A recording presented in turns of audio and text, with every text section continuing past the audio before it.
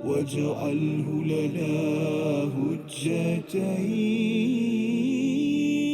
يا رب العالمين.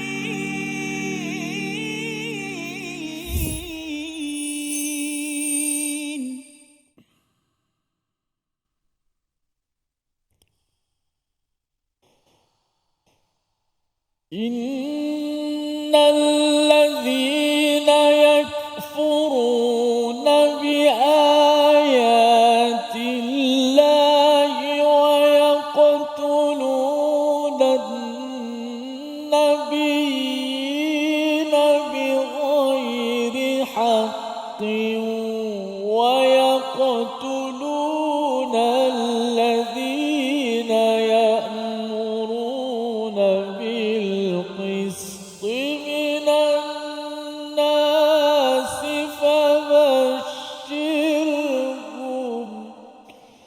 فبشرهم بعذاب أليم.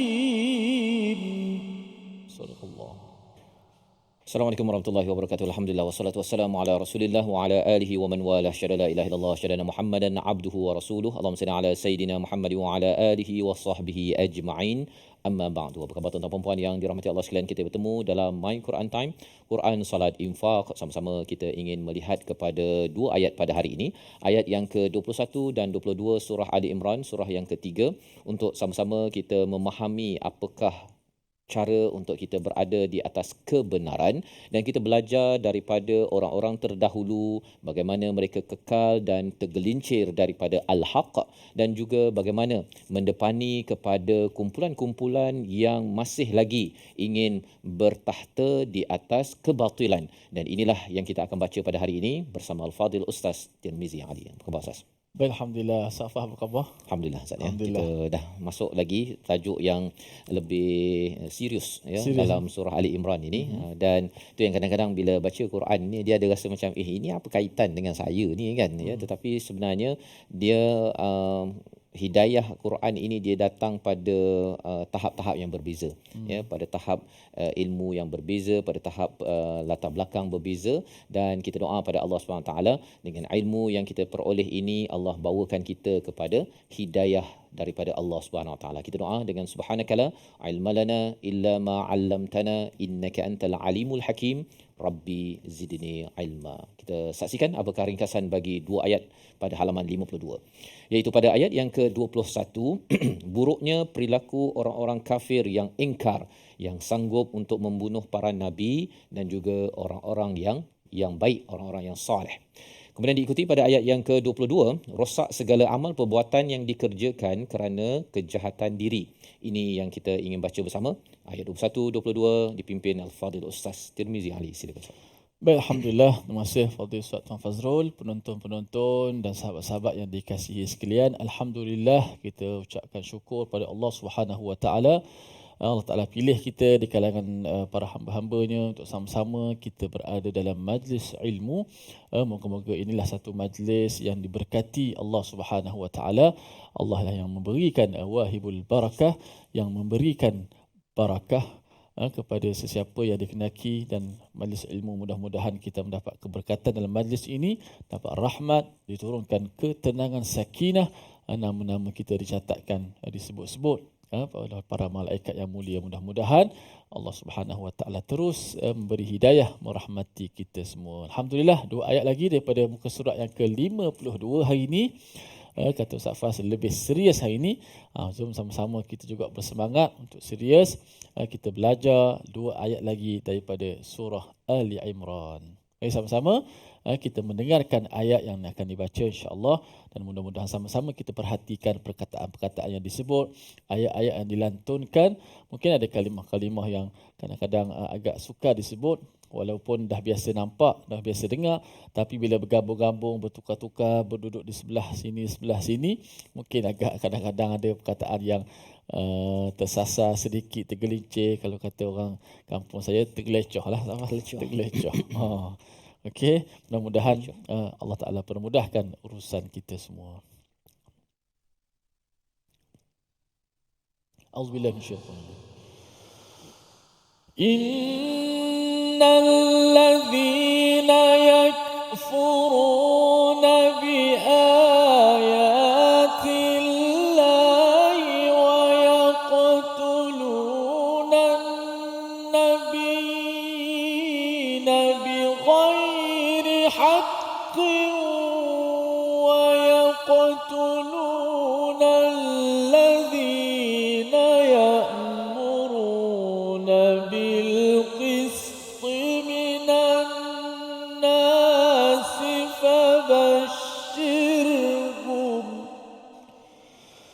فبشرهم بعذاب أليم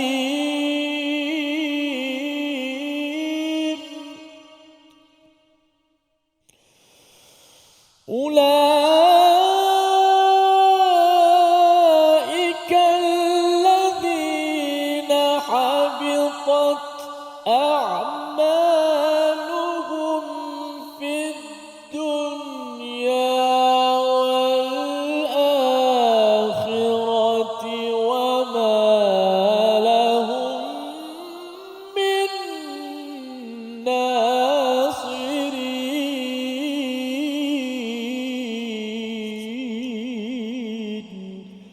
صدق الله العظيم. Surah Al-Nazim, itulah bacaan ayat yang ke-21 dan 22 daripada surah Ali Imran untuk sama-sama kita memahami apakah yang sedang disampaikan sebagai sumber hidayah kepada kita, Ustaz, ya. Apabila di dalam ayat yang ke-20 sebelum ini kita sudah pun bertemu dengan bagaimana seseorang yang diberikan Islam, tetapi dia kerana dah diberikan ilmu kebenaran, tetapi kerana ada baghyan bainahum, maka mereka sanggup untuk lari daripada kebenaran, ya. Itu adalah asasnya. Maksudnya ada ilmu untuk menuju kepada Allah, tetapi kerana ada perasaan tidak puas hati, kerana ego, ya, maka akhirnya mereka tidak mahu menerima kepada kebenaran. Dan lebih daripada itu, pada ayat yang ke-21, orang yang ada baghyan bainahum ini, dia bukan sekadar dia tak puas hati, Ustaz, ya. Dia bukan sekadar dia rasa ego, tetapi dia akan meneruskan egonya itu untuk berbuat apa? Innalladzina yakfuruna biayatillah, iaitu mereka akan kufur dan terus mengkufuri, tidak mensyukuri kepada kebesaran-kebesaran ayat-ayat Allah Subhanahu Wa Taala. Sepatutnya ayat Allah ni menyebabkan orang itu makin bersyukur, makin merendah diri, ya, istilahnya aslamtu wajhiya lillahi wa manittaba'an, terus menyampaikan kebenaran agar orang ramai lagi mensyukuri dan menghargai Allah. Tetapi bagi orang yang ada penyakit ini, hidup dia adalah untuk dia rasa ataupun dia ingin diberikan kuasa ataupun dia ingin meneruskan ego dalam hidupnya dan menguasai orang lain. Dan kesannya ialah ayat-ayat Allah itu tidak bermanfaat, Ustaz. Ayat-ayat Allah itu datang kepadanya itu dia kufur yang pertama, sampaikan kepada dia membunuh kepada orang yang membawa mesej kebaikan tersebut. Yang pertama ialah wa yaqtulunan nabiyina bighairi haqq, iaitu membunuh nabi tanpa hak yang diizinkan, ya. Dalam syariat kita kalau nak bunuh tu ada, Ustaz, kan, kalau ada hak bunuh balas bunuh boleh, kan, tetapi ini tak ada sebab apa pun, ya, tidak ada sebab, tidak ada kebenaran apa pun, tetapi mereka membunuh pasal apa? Pasal mereka merasakan bahawa nabi-nabi ini mengacau mereka. Dan kita dah belajar di dalam ayat yang ke-18 itu, nabi membawa syahadah, nabi sebagai orang yang berilmu membawa syahadah untuk qa'iman bil qist pada ayat yang ke-18, memperjuangkan keadilan. Bila keadilan ini diseru, ya, bukan sekadar ajak solat. Kalau ajak solat, suruh baca Quran, ramai orang okey je, kan. Tapi kalau katakan dengan baca Quran ini, tuan-tuan di studio ataupun yang berada di rumah, tuan-tuan akhirnya sedar bahawa Pak Menteri ada yang tak buat kerja, ataupun ada yang bisnes-bisnes yang merosakkan kepada negara ini, kita pergi tegur, kan, ataupun ada development, ada projek untuk membina rumah tapi yang menyebabkan kerosakan habitat ataupun perkara-perkara lain, maka kalau tuan-tuan yang berada di rumah atau yang berada di studio ini bangkit dan tegur, yang itu orang tak suka. Kalau nak baca Quran, khatam 30 kali pun tak ada masalah, kan? Buatlah bunga mangga banyak mana pun orang okey. Tetapi kalau bunga mangga tu lepas itu jugalah dia yang bersemangat untuk mengkritik ataupun menegur, ya, kalau ada orang yang berbuat bisnes yang menipu ataupun yang bermaharajalela untuk kartel dan sebagainya, maka itulah yang menyebabkan orang-orang Yahudi Nasrani ini tak puas hati, Ustaz. Ya, pasal mereka akan terganggu apabila mereka ingin berbuat kerosakan ataupun meneruskan kuasa mereka. Jadi, apakah yang mereka buat? Kesan daripada baghyan bainahum. Ini yang perkara yang perlu sangat kita jaga dalam hidup kita bila kita mendapat ilmu daripada Alkitab. Walaupun daripada Al-Quran, kita dah belajar, tetapi kita kena ingatkan anak-anak kita kepada yang belajar ilmu agama, Ustaz, kan? Pasal orang yang belajar ilmu agama, inilah antara orang yang paling mudah untuk baghyan bainahum. Jika tidak mengamalkan panduan yang Allah telah berikan, doa banyak-banyak, innana amanna faghfir lana dhunubana wa qina adzabannar. Jadi perkara ketiga yang dibuat oleh orang-orang yang ada penyakit baghya ini, bugha ini, ialah mereka wayaqtuluna alladhina ya'muruna bil qisti minan nas. Mereka membunuh kepada mereka yang menyeru kepada qist, kepada keadilan di kalangan manusia. Dia tengok ada sahaja orang yang memperjuangkan keadilan, orang Islam ke tak Islam ke, dia akan bunuh ataupun cuba untuk memastikan orang itu tidak berada dalam kuasa ataupun yang menegur, Ustaz, ya. Jadi ini yang berlaku pada orang Yahudi Nasrani. Dan apakah amaran daripada Allah Subhanahu Wa Taala? Di hujung itu ada satu perkataan yang perlu kita beri perhatian. Namun kita berehat sebentar. Quran Time, Quran Salat Infaq, insya-Allah.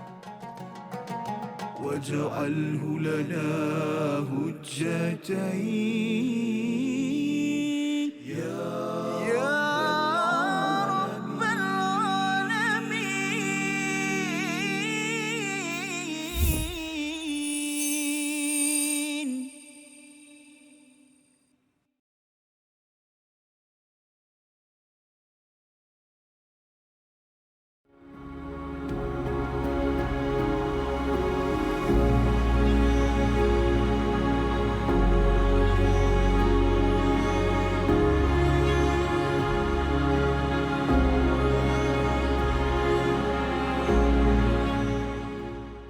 Al-Quran. Pelajari dan dalami kesempurnaan bacaan mengikut hukumnya. Fahami dan hayati maksudnya. Amalkan dan jadikannya sebagai panduan kehidupan. Bukan hanya kita belajar tadabbur, bahkan kita akan belajar tajwid secara mendalam dan ada segmen hafazan. Saksikan episod baharu My Quran Time 2.0 setiap hari 12.30 hari di TV9 juga di saluran Astro 149. مجاهينا وارزقنا تلاوته.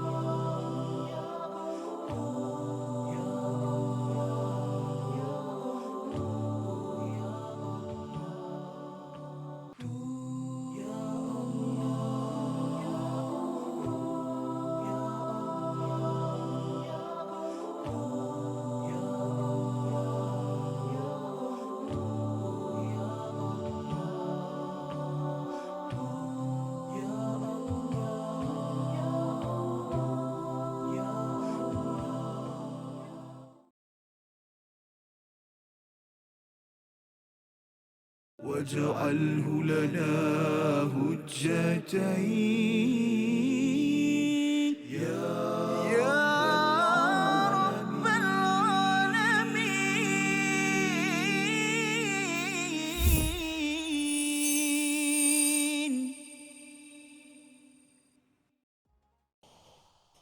إن الذين يكفرون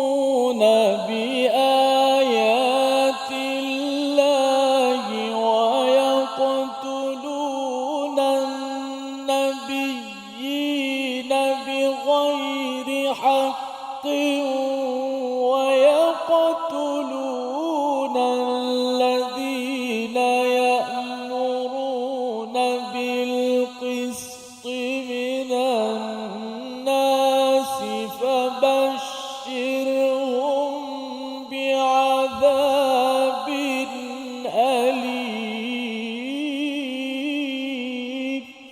صدق الله العظيم.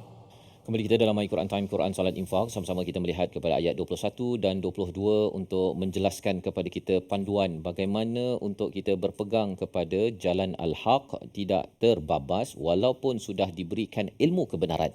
Inilah yang kita belajar seawal daripada ayat pertama, ayat kedua, ayat ketiga surah Ali Imran ini. Bila Allah menurunkan kebenaran dalam Al-Quran, menurunkan kebenaran dalam Taurat dan Injil, sebenarnya sepatutnya ilmu yang diperoleh itu membawa manusia itu ke jalan yang lurus menuju Allah SWT. Tetapi mendapat ilmu tidak menjadi sebagai satu jaminan, Ustaz, ya, jaminan hidayah.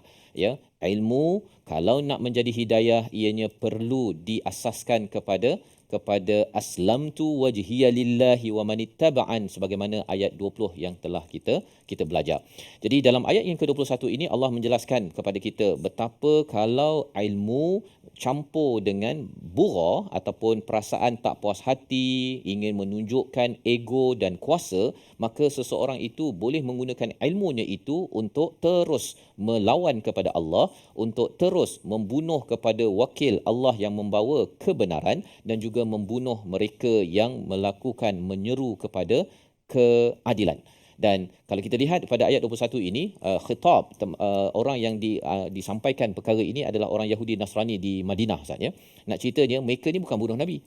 Mereka yang duduk dalam Madinah tu, mereka bukan bunuh Nabi, dia tak bunuh Nabi Muhammad lagi. Ya, dia merujuk kepada orang-orang Yahudi yang sebelum ini pernah nak bunuh Nabi dan telah pun membunuh Nabi Zakaria ataupun Nabi Yahya ataupun cuba untuk membunuh Nabi Isa tapi tak berjaya.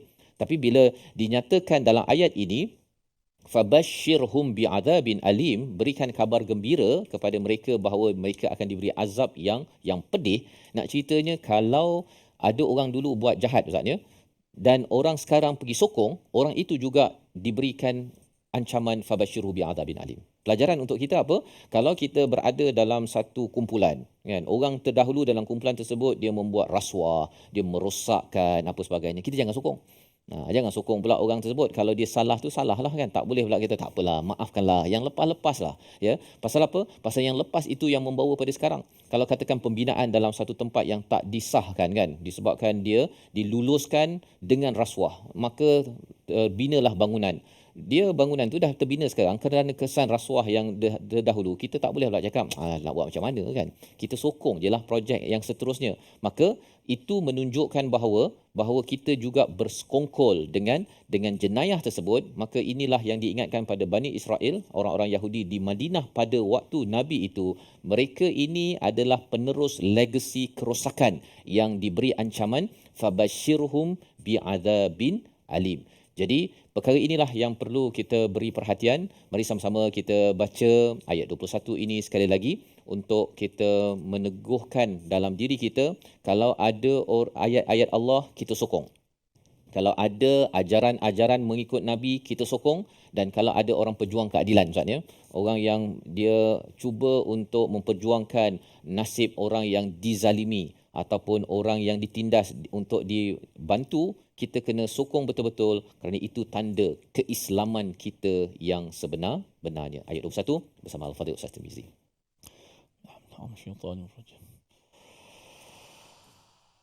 Innal ladzina yakfuruna bi ayatillahi wa yaqtuluna an-nabiyyina bighairi haqqin wa yaqtuluna alladhina ya'muruna bil qisti minan nasi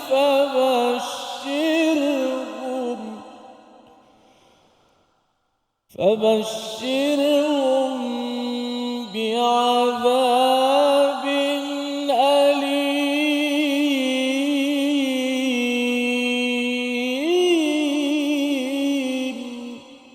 صدق الله. Surah Sadaqallahul Azim. Ayat yang ke-21 ini menjelaskan kepada kita kumpulan yang kalau kita letakkan kumpulan negatif 1 ataupun kosong lah Ustaz. Ya, kita boleh letak 3 kumpulan yang menguruskan 6 nikmat Allah berikan dalam ayat 14, ya, zuyyina linnasi hubbus syahawati minan nisa. Ada 6 kategori perkara, ya. Nisa tentang banin, anak, kemudian harta, kemudian ada kenderaan, kemudian kita ada an'am, binatang ternakan ataupun sesuatu yang mendatangkan keuangan, dan juga hasil pelaburan. 6 perkara. Jadi apabila seseorang itu memilih jalan iman, maka dia akan terus menyatakan bahawa saya akan gunakan perkara ini untuk memperjuangkan al-qist, ya, qa'iman bil qist, sebagaimana dinyatakan pada ayat yang ke-18. Tetapi bagi orang yang tidak beriman, yang kufur pada Allah SWT, mereka gunakan 6 perkara yang kita bincang pada ayat 14 ini adalah untuk melakukan ayat 21, Ustaz. Ya, yang pertama ialah mengkufuri ayat-ayat Allah. Allah dah bagi segala nikmat ini adalah untuk makin kagum pada Allah, sila dapatkan ganjaran yang lebih besar dari sisi Allah SWT, tapi mereka jadikan itu sebagai tujuan hidup. Ya, kerana tujuan hiduplah mereka sanggup untuk bagi rasuah, Ustaz.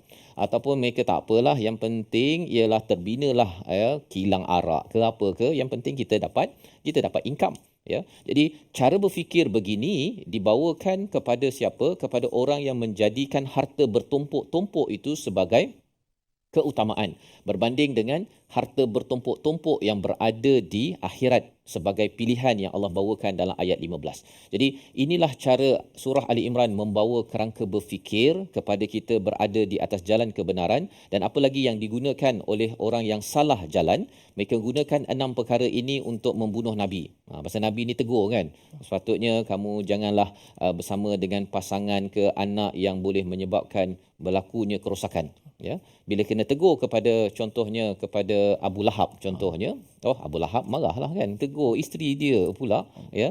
Jadi dia pergi lawan kepada Nabi dan cuba untuk membunuh Nabi Muhammad, tapi tak berjaya lah Ustaz, ya, kerana Allah memberikan ismah, memberikan perlindungan kepada Nabi Muhammad sallallahu alaihi wasallam. Apa lagi yang dibuat ialah membunuh kepada orang yang memperjuangkan keadilan dekat tempat kerja, kan. Kalau ada yang kata, bos, sebenarnya kita tak boleh bos bagi projek ni pada mereka, kita kena open tender contohnya kan.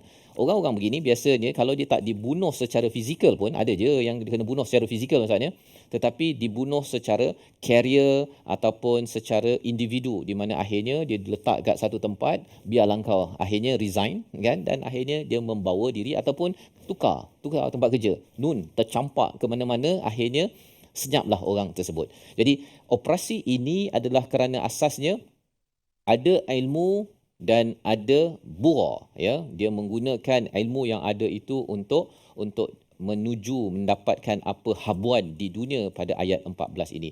Jadi ini adalah peringatan besar kepada kita. Kita kena uruskan betul-betul kepada apa yang Allah kurniakan kepada kita, dan kita perlu menjadi pejuang keadilan. Dan bila menjadi pejuang keadilan ini kena sedia ditegur lah Ustaz, kan.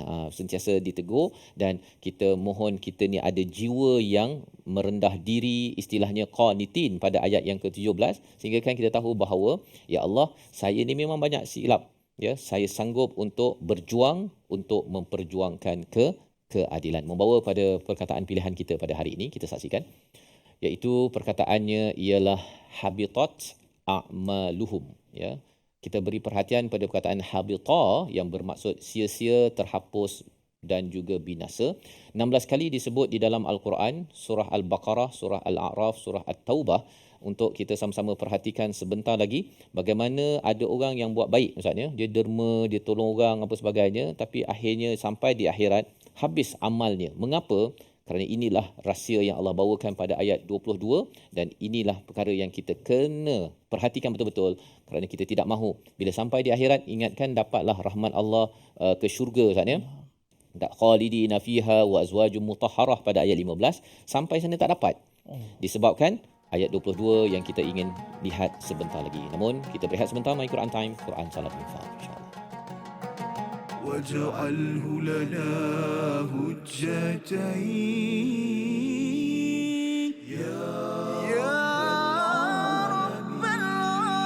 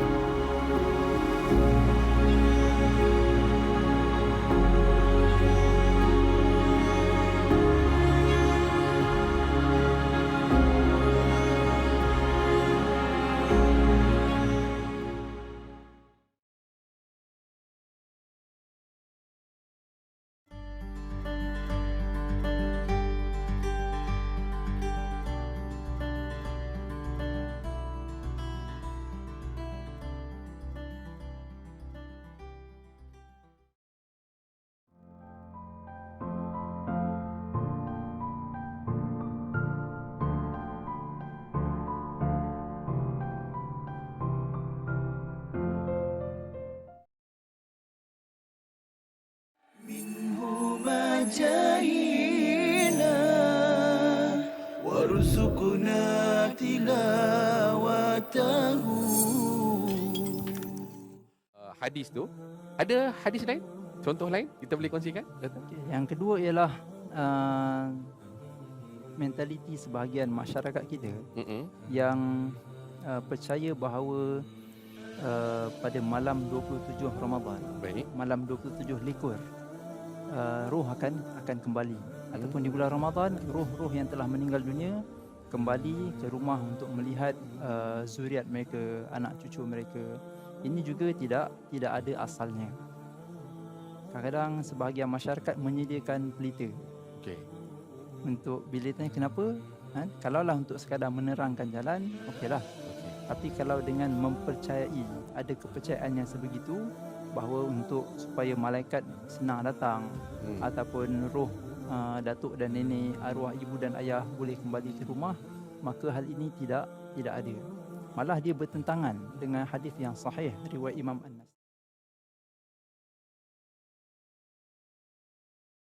واجعله لنا هجتين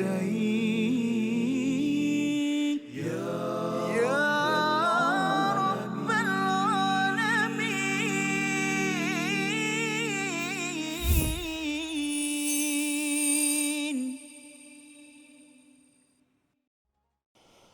لا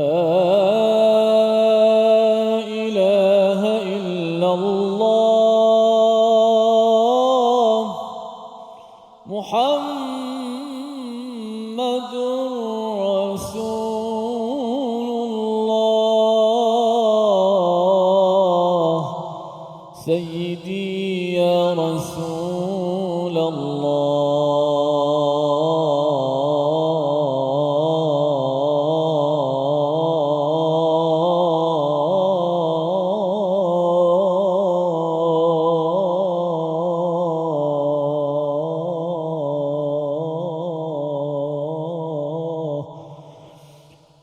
سيدي يا رسول الله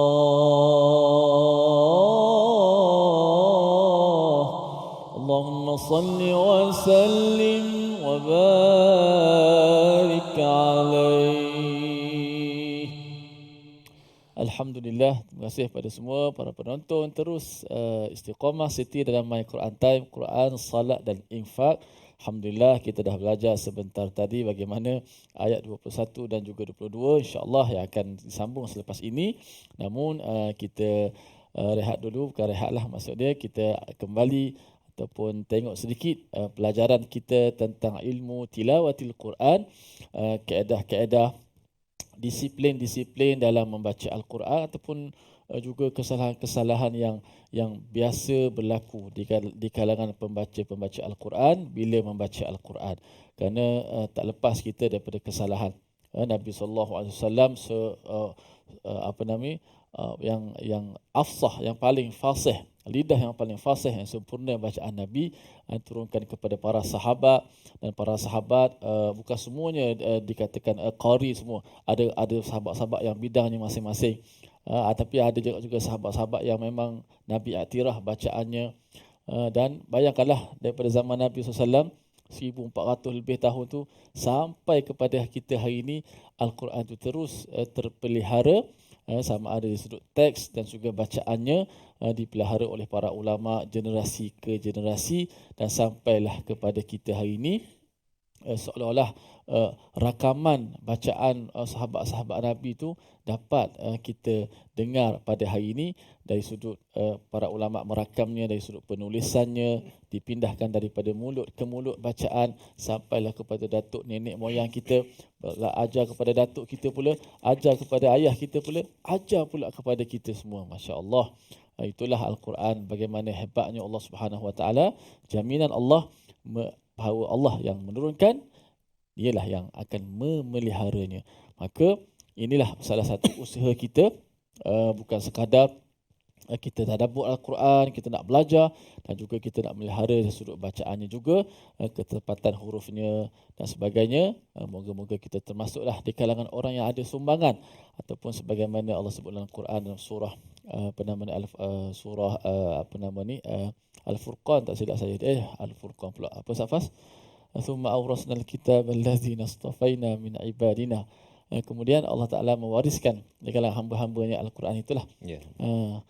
Diwariskan kita Al-Quran. Mudah-mudahan kita menjadi pewaris, menyambung walaupun usaha kita dilihat kecil, tapi di sisi Allah sebenarnya azim, wa huwa indallahi azim. Sisi Allah besar, insya-Allah. Alhamdulillah. Baik, kita lihat slide ataupun paparan kita yang pertama. Menyempurnakan sebutan kalimah wa yaqtulunan nabiyyin. Wa yaqtulunan nabiyyin, dan mereka ni apa ni? Membunuh para nabi, an-nabiyyin wa yaqtulunan nabiyyin. Apakah hukum dekat situ? Siapa tahu hukum dia? Kita pernah sebut sekali, tak silap saya. Apa hukum dia tu? Wa yaqtulu tu qalqalah lah. Perkataan an-nabiyyin tu. An-nabiyyin hukum apa? Mat tamkin, masya-Allah. Alhamdulillah. Ingat lagi Ustaz. Ingat lagi. Ingat lagi. Okey, alhamdulillah. Mana mewakili semua dah. Semua tahu tapi seorang yang jawab. Ya. Okey dah tu. Kat rumah ramai lagi yang jawab tu kan. Alhamdulillah. Maksilah Ustaz. Oh salah lah maksilah. Mat tamkin dia asal daripada mat tabi'i juga. Biasalah ada huruf ya, ada huruf mat apa di situ? Ya yang sebelumnya berbaris di bawah.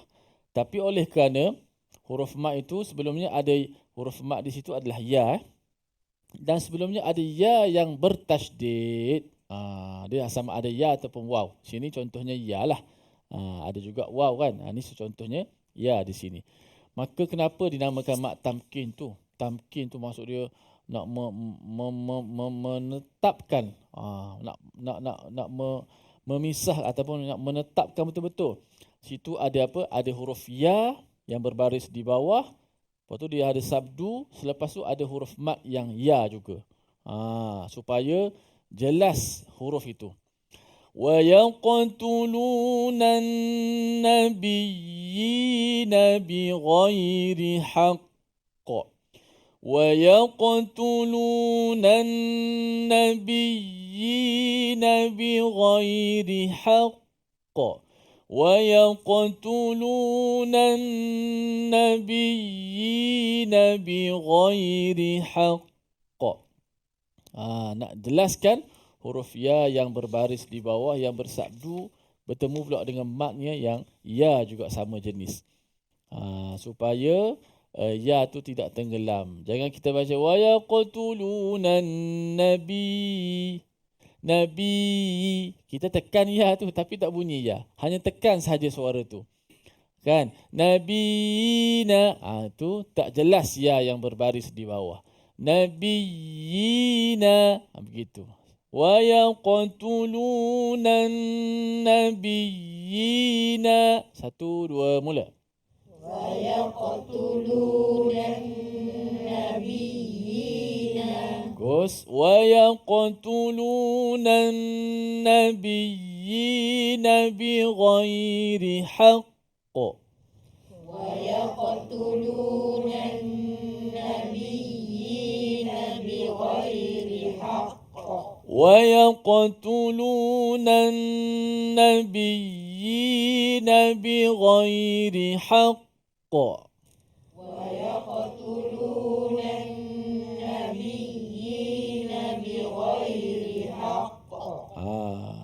okey. Tamkin tu maksud dia kita nak jelaskan betul-betul. Mantapkan lagi sebutan tu supaya dia tak terbabas. Kalau tidak, hamzah baris bawah tu tidak jelas kedengaran. Sebab tu ada kiraat. Ada kiraat. Sebab apa saya sebut bila saya sebut perkataan-perkataan ini ada wajah ataupun cara kiraat yang lain.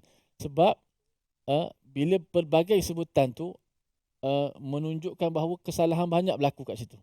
Sebab tu ada sebutan-sebutan yang lain. Tapi imam kita membaca secara asalnya begitu. Nabiyina. Ada imam lain seperti Imam Warash, kalimah ni dibaca dengan mat. Macam mana? ويقتلون النبيين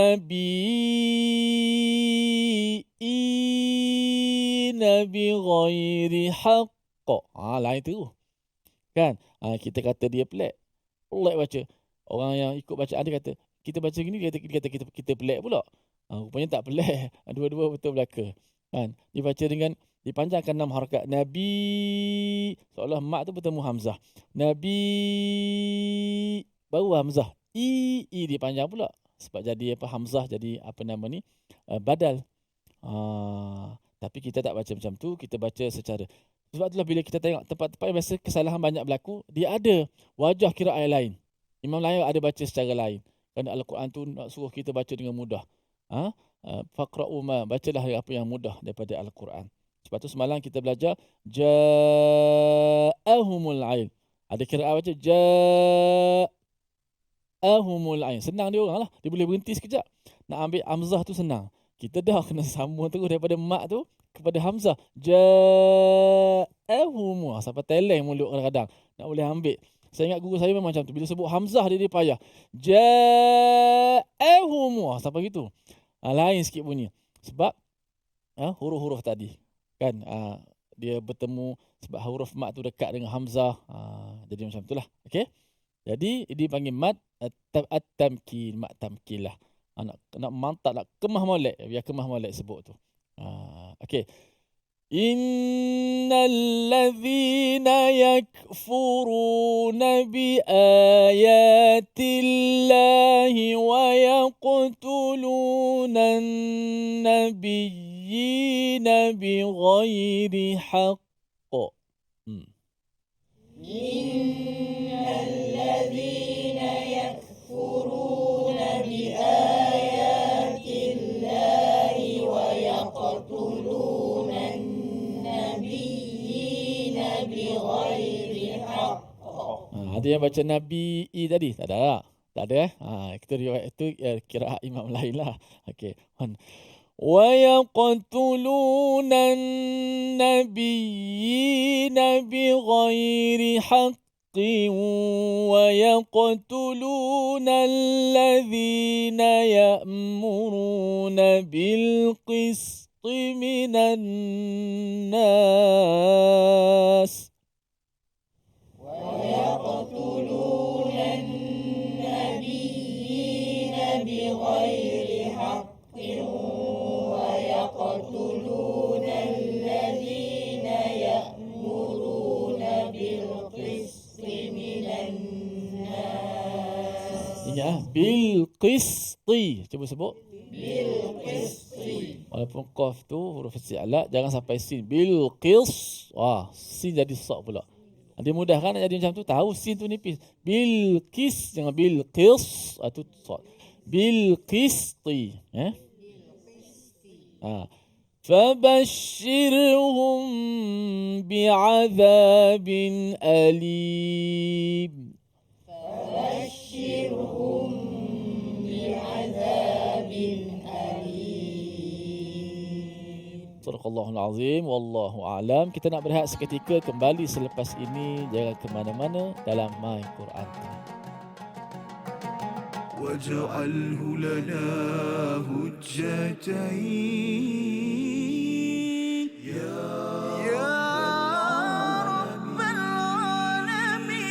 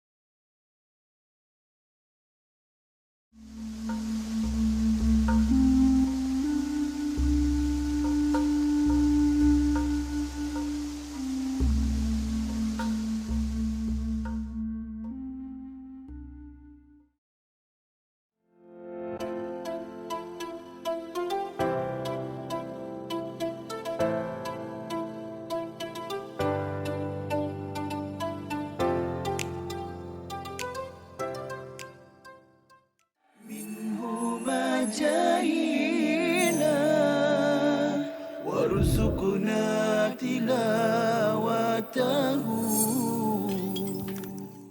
Ni Yahudi ni dia banyak kubu-kubu dia. Dia banyak kubu-kubunya, jadi Rasulullah tak boleh nak masuk, tentera Islam tak boleh nak masuk. Akhirnya Rasulullah kata la atiyanna rayata ghadan ila rajulin yuhibbullahu yuhibbu. Rasulullah kata aku akan bagi bendera ni kepada seorang lelaki lelaki ni akan menembusi kubu Khaybar tadi, dan dia adalah seorang lelaki yang disayangi oleh Allah dan Rasulnya. Jadi semua sahabat tertanya-tanya siapa lelaki yang Rasulullah puji macam tu, disayangi Allah dan Rasulnya tadi. Kalau tak silap saya, dalam riwayat Umar pun datang dalam keadaan macam nak tinggikan diri dia ataupun menjengkit, kalau tak silap saya, tinggikan diri supaya Rasulullah nampak dia dulu. Rasulullah nampak dia dulu. Tetapi bila semua sahabat dah kumpul, Rasulullah kata Aina Ali, mana Saidina Ali, mana Ali? Lalu Rasul pun kalau tak silap saya ketika itu istaka bi'ainih, Saidina Ali tengah sakit mata, lalu Rasul hembuskan atau beludahkan pada matanya elok, dan Saidina Ali lah yang memegang bendera menuju ke arah tentera Khaybar ataupun ke arah kubu Khaybar, membuka kubu-kubu yang telah tertutup, maknanya susah tentera Islam nak.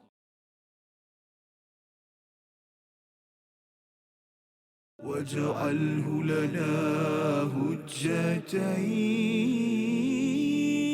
يا رب العالمين.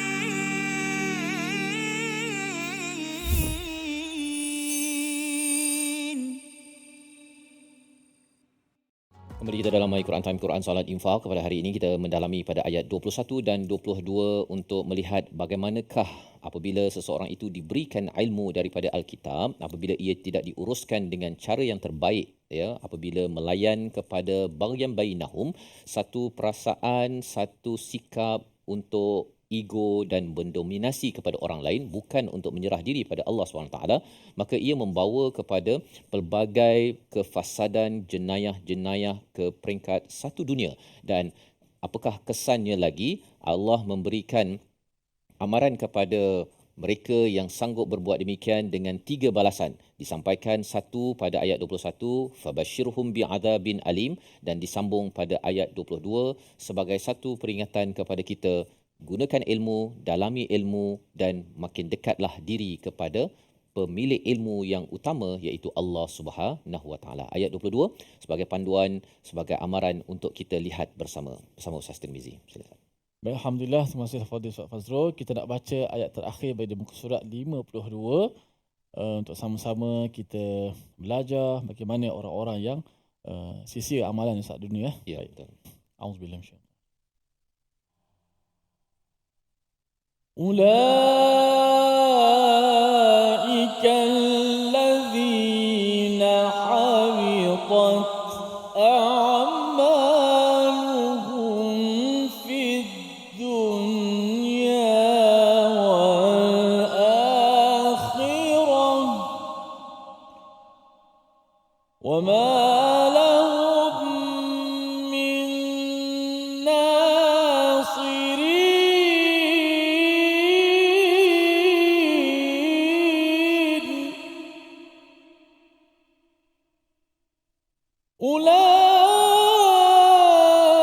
أولئك الذين حبطت أعمالهم في الدنيا والآخرة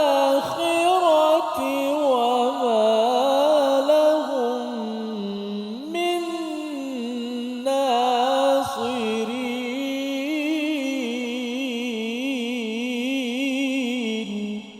صدق الله العظيم. Surah Al-Azim, gitulah ayat yang ke-22. Mereka itulah orang yang sia-sia amalannya di dunia dan di akhirat, dan mereka tidak akan beroleh penolong. Jadi ini adalah balasan kedua dan yang ketiga yang Allah nyatakan bagi mereka yang diberikan 6 kategori nikmat di dunia, Ustaz, ya, pada ayat yang ke-14, dan kemudian mereka didatangi dengan ilmu kebenaran hidayah daripada Allah SWT, ilmu yang sepatutnya membawa pada hidayah. Tetapi bila ilmu itu tidak digunakan untuk menguruskan 6 perkara tersebut dengan baik, tetapi 6 perkara itu menjadi tujuan, ya, bukan menjadi sebagai alat untuk makin bertambah amal dengan hidayah daripada Allah SWT, maka kesannya mereka berbuat perkara-perkara jenayah dan mungkin bagi setengah orang Ustaz dia merasakan ada ke saya anak saya nak membunuh orang ke apa sebagainya, terlibat nak membunuh orang yang memperjuangkan keadilan. Perkara tersebut nampak seperti jauh, tetapi asasnya ialah apa? Asasnya bila kita ini diberikan peluang 6 perkara dalam ayat 14 itu, ditambah dengan ilmu, kalau ianya tidak diikuti dengan aslamtu wajhiya, ya, iaitu kita menyerah diri kepada Allah Subhanahu Wa Taala, maka ilmu itu tidak menjadi hidayah, maka dan ianya menjadi sumber kekufuran dan sanggup Ustaz ya menggunakan ilmu untuk merancang komplot, membunuh, merosakkan dan juga melawan kepada keadilan. Maka kesan kedua yang Allah nyatakan di sini, ulaikal ladzina habitat a'maluhum fid dunya wal akhirah. Allah menggunakan perkataan a'maluhum ini, amal-amal, sepatutnya amal-amal, contohnya Imam Wahbah Zuhaili dalam kitab Al-Munir itu menyatakan bersedekah, contohnya bersilaturahim. Sepatutnya amal ini di dunia memberi kesan yang baik banyak, apatah lagi bila sampai di akhirat. Ya, tetapi bagi orang-orang yang memilih jalan, kalau sebelum ini kita bincang orang Islam dia apa Ustaz ya, dia guna 6 perkara tersebut, dia happy, dia dapat income bagus, hidup dalam keluarga, bercuti. Kalau orang yang beriman itu dia akan mengamankan situasi di sekitarnya. Kalau orang yang bertakwa dan beriman itu, bertakwa dan ihsan, dia akan memperjuangkan keadilan. Apa kesan kalau katakan kita ni, tak payahlah kita nak tegur-tegur orang lain tu kan. Kita jaga rumah kita je lah. Income okey, anak okey, kita happy-happy dan kita jalan je lah. Mana nak cuti, nak jalan apa sebagainya, makan kat mana, itu saja kehidupan kita. Kesannya apa? Kita akan mudah untuk apa Ustaz ni? Tergelecoh ya. Kita mudah terbabas kepada satu perkara, iaitu kita akan mudah memperjuangkan hak kita sahaja. Kalau saya dapat subsidi kurang sikit saja, saya dah tak puas hati, padahal sebenarnya subsidi itu adalah kepada mereka yang layak sahaja. Tapi pasal apa? Pasal merasakan bahawa tujuan hidup adalah untuk saya dapat, bukannya memberi sebagaimana ayat 17, wal munfiqin wal mustaghfirin bil ashar.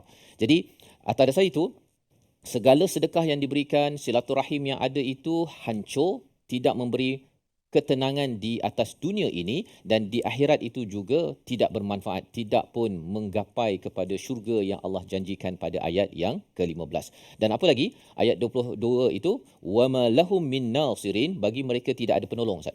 Ya, kalau dalam ayat 15 itu Allah kata khalidina fiha, kekal di dalamnya. Di dalam ayat 22 ini Allah menyatakan kalau orang yang ada peluang, ada ilmu tapi ia tidak berjuang dalam keadilan, mudah sahaja dia tergelincir kepada menyokong kepada kerosakan, dan akhirnya dia kekal di dalam azab dan tidak ada penolong baginya, kerana di dunia ini dia tak nak tolong orang Ustaz. Orang lain miskin, orang lain tak ada income, ataupun ada orang kena tipu ke apa sebagainya, dia kata itu dia, saya tak kisah pun. Perkara itulah yang sebenarnya menerangkan tentang ciri Islam yang diangkat oleh Allah Subhanahu Wa Taala dalam ayat yang ke-18 yang kita baca sebelum ini. Jadi halaman 50, 51, 52 ini saling berkait, membawa kepada resolusi kita pada hari ini. Kita saksikan, iaitu yang pertama, kita bersikap baik terhadap orang yang menyampaikan kebaikan dan kebenaran. Kita sokong, ya, kalaupun kita tak mampu 100%, jangan kita langgar, kita bunuh orang tersebut. Yang pertama. Yang kedua, ambil peringatan dengan mesej ancaman Allah di dalam Al-Quran, di mana segala amal itu yang kita buat akan rosak apabila kita tidak bangkit memperjuang dan menyokong keadilan. Yang ketiga, jauhi dosa besar yang boleh menghapus pahala amal baik dunia dan akhirat. Dan apakah dosa besar tersebut? Apabila kita kufur kepada ayat-ayat Allah, kita membunuh kepada orang-orang, tidak menyokong kepada pejuang keadilan. Kerana apa? Kerana kita merasakan tak ada manfaat dunia yang saya dapat daripada perkara tersebut. Kita doa pada Allah SWT, kita menjadi orang yang akan bangkit untuk memperjuangkan keadilan apabila kita sedar bahawa syahidallahu annahu la ilaha illahu itu bukan sekadar pada solat, pada baca Quran secara personal, tetapi bangkit dan memperjuangkan nilai dalam kehidupan di dalam masyarakat kita. Kita berdoa bersama Ustaz Tirmizi. Silakan. Bismillahirrahmanirrahim. Alhamdulillahi Rabbil Alamin. Wassalatu wassalamu ala ashrafil mursalin. Allahumma arinal haqqa haqqa warzuqna ittiba'ah wa arinal batila batilan wa jannibna ittiba'ah. Ya Allah, ya Tuhan kami, Padamu lah kami berserah dan bertawakal, ya Allah. Ya Allah, Tuhan kami, tunjukkanlah kami kebenaran, sesuatu kebenaran yang jelas kepada kami dan kurniakanlah kepada kami rezeki untuk kami mengikuti kebenaran tersebut, ya Allah. Ya Allah, kurniakanlah kepada kami, perlihatlah kepada kami kebatilan itu sebagai perkara yang jelas, ya Allah. Dan berilah kepada kami kekuatan untuk kami menjauhi akan kebatilan tersebut, ya Allah. Ya Allah, Tuhan kami, keluarkanlah kami dalam kejahilan, ya Allah. Ya Allah, keluarkanlah kami daripada kejahilan, ya Allah. Keluarkanlah kami kepada kejahilan yang kami tidak nampak, ya Allah. Ya Allah, perlihatkanlah kepada kami kebaikan dan kebenaran, ya Allah. Dan berilah kekuatan kepada kami terus kami lakukan kebaikan dan tinggalkan kemungkaran, ya Allah. Jadikanlah kami sebaik-baik hamba, ya Allah. Jadikanlah kami orang yang sentiasa mengutamakan kebenaran, ya Allah. Jadikanlah kami ahlul Quran, ya Allah. Walhamdulillahi Rabbil Alamin. Amin amin ya rabbal alamin. Moga-moga Allah mengabulkan doa kita pada hari ini menjadi pejuang kepada keadilan. Kita menyokong kepada sesiapa sahaja ya keadilan dalam dunia pendidikan agar semua dapat peluang untuk belajar dan bukan hanya pihak-pihak tertentu saja Ustaz ya. Kadang-kadang ada sekolah asrama penuh itu untuk orang-orang yang memerlukan, tapi ada orang pula yang potong line ya untuk mendapat tempat dan mendapat tajaan. Perkara-perkara itu yang perlu kita perjuangkan dan nilai ini yang kita ingin bangkitkan dalam tabung gerakan Al-Quran. Peluang tuan-tuan menyumbang dan kita mengendalikan program-program yang menjelaskan nilai Islam ini ialah merendah diri dalam masa yang sama kita bangkit untuk memperjuangkan keadilan dalam kehidupan kita. Jadi tuan-tuan boleh berhubung dan kita merancang dan kita tahu bahawa walaupun orang yang memperjuangkan keadilan itu orang Islam, bukan Islam ke Islam, kita masih lagi tahu bahawa nilai itu adalah daripada Tuhan. Kita bertemu lagi dalam My Quran Time. Siri akan datang. Quran Salat Infaq insya-Allah.